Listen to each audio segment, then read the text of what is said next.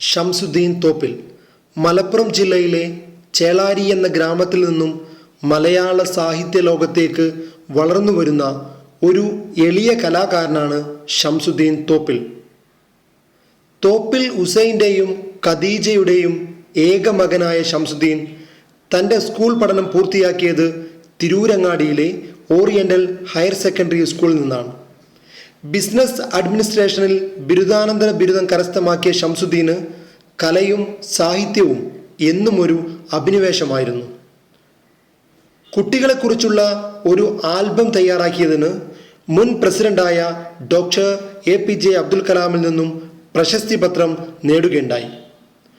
പല മുൻനിര മാധ്യമങ്ങളിലും കഥയായും കവിതയായും ലേഖനങ്ങളായും തൻ്റേതായ രീതിയിൽ വ്യക്തിമുദ്ര പതിപ്പിക്കാൻ ഷംസുദ്ദീന് ഈ ചെറുപ്രായത്തിൽ തന്നെ സാധിച്ചിട്ടുണ്ട്.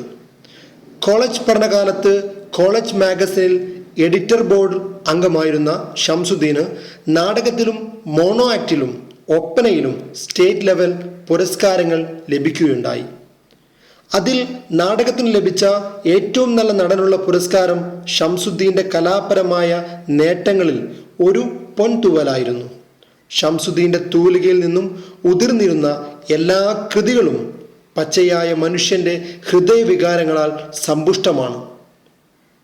എഴുത്തിനു വേണ്ടി മെനഞ്ഞെടുത്ത കഥാപാത്രങ്ങളോ കഥാസന്ദർഭങ്ങളോ ഷംസുദ്ദീൻ്റെ സൃഷ്ടികളിൽ പലപ്പോഴും അന്യമാണ്.